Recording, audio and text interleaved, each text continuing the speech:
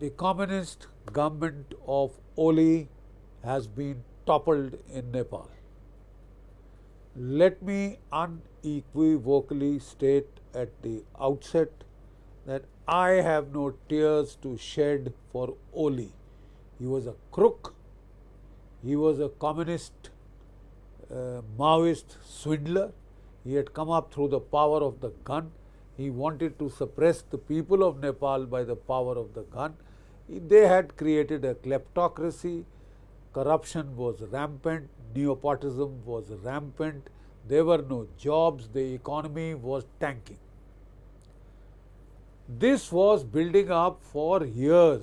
This groundswell of resentment, anger and angst was building up for years. Any friend that you talk to in Nepal was warning us that there's likely to be an explosion.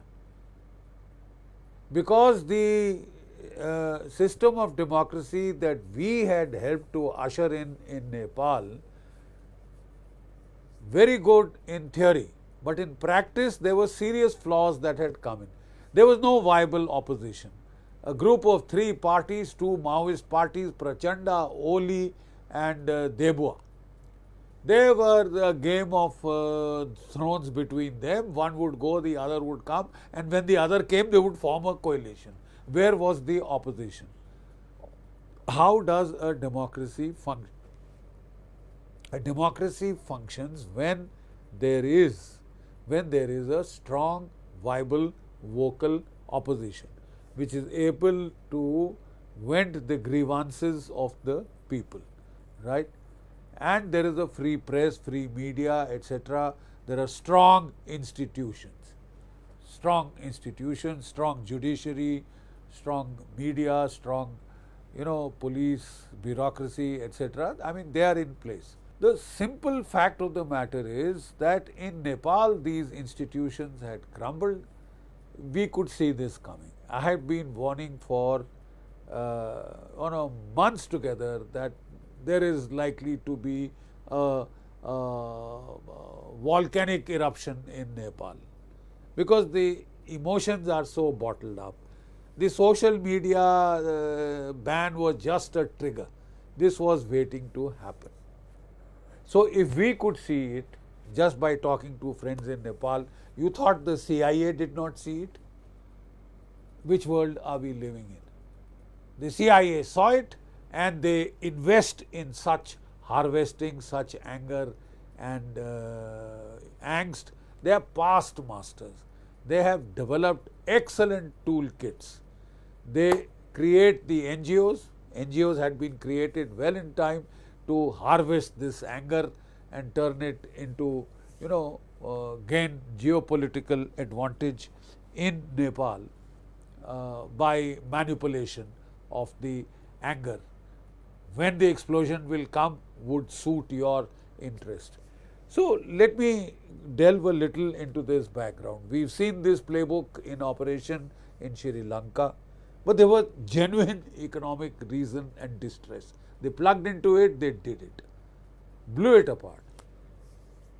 Bangladesh was a more complicated case. When the ISI had stepped in, the Jamaat-e-Islami had stepped in, there was an economic slowdown there because of COVID, etc. They had taken its toll, plugged into it and created a very deliberate colored revolution and unleashed forces of chaos and violence which still have not been fully controlled and curtailed. Nepal, there was a genuine resentment, genuine anger. The CIA plugged into it. They created an NGO called Hami Nepal. The head of Hami Nepal is a very sincere sounding individual called Sudham Gurung. So who was funding this Hami Nepal? The Barbara Foundation of the United States. Their offices were being used. They were dishing out awards of about $2.5 million worth for journalism, etc., to their own people. And then there was Sandvik Ruit, Magsaysay Award winner, who was funding this foundation. Magsaysay Award winner, that's not good. We know a number of Marx Essay Award winners in India, and we are well aware, everybody knows what they were up to. What they were up to. Now, the problem that now has come about is that this Hami Nepal people, last year December they met the American ambassador. This year they have met the American ambassador about 6 or 7 times. From the records you can see him and his cohorts have gone there.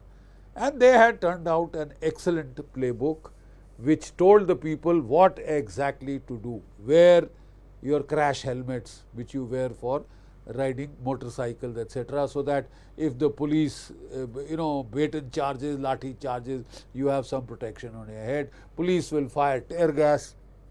Use masks, COVID-like masks, etc. And they asked the children to come out in school uniforms. Were some people in the police infiltrated to open fire on the school kids? That would lead to a bloody explosion of outrage, man.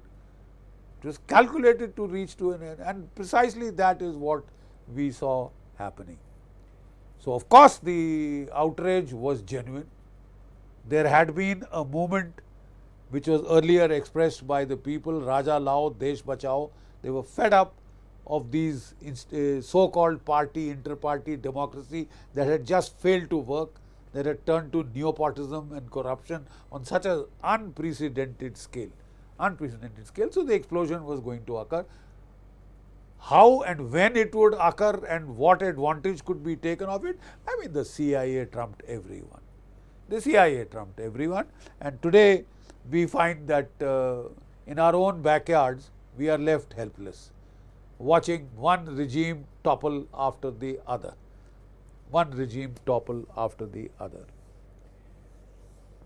Now, where do we go from here? It's happened. The CIA has managed to get rid of the Oli Sarkar, and the CIA, they had their 2,000 prisoners were released from the jails. So these are the criminals who were let loose on Nepal, and we found Nepal being torched, the Parliament House being torched, the Supreme Court being torched, attacked everywhere, murderous assaults. India is the 4th largest economy in the world.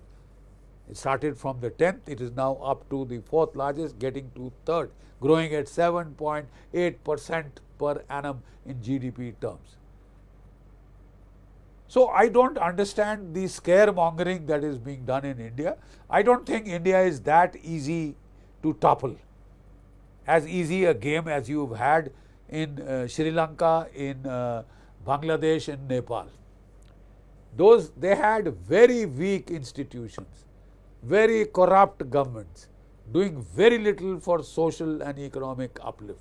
Even people in Pakistan are saying, we want a leader like Modi who will do good to us, good to our economy, give us jobs, give us bread and butter.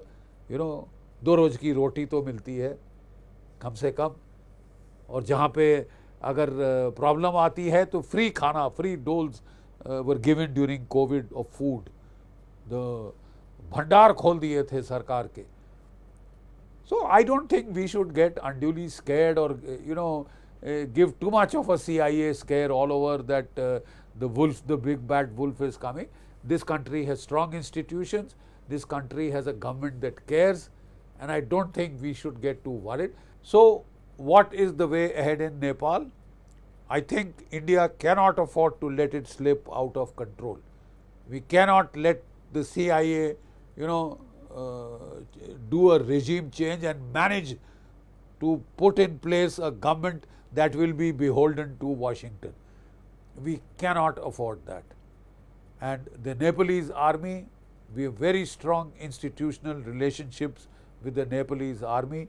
Right now, the toss-up of the parliament is going to be dissolved. That's what they are asking for. India would be happiest if the people of Nepal are happy. that they get the government they want and a government that delivers, gives them jobs, gets their economy up, cooperates, is not trying to vitiate relations with India every second day on every conjured up pretext, spoiling the fraternal relations, roti beti ka rishta, khoon ka rishta. After all, the Nepalese Gurkhas have shed their blood for India, fighting our wars from 47. We can't afford to have chaos and anarchy in Nepal of the kind that has been unleashed in Bangladesh. The Nepal army has stepped in. The people don't want anarchy. They are upset that if their parliament is burnt, tomorrow they will have to, from their taxes, pay for the building of a new parliament, new president's house, new Supreme Court. The records have been destroyed. I mean, who does it help? Does it help the people of Nepal? If the CIA wants to terrorize the communists, that's fine. But at the cost of the people, at the cost of the institutions, I'm sure the people of Nepal haven't lost their eyes and ears. They're also realizing that some people are trying to take them for a ride for their own ends. That is what I would like to tell my brothers and sisters in Nepal. Don't get taken for a ride. Don't get, become part of an agenda which comes from Washington, which is to turn you into a new Ukraine, into a battle with China, or, try and get used against India. It will not be in your national interests. We wish very well by the people of Nepal, and we hope and pray that peace returns there the earliest and they get the government that they want.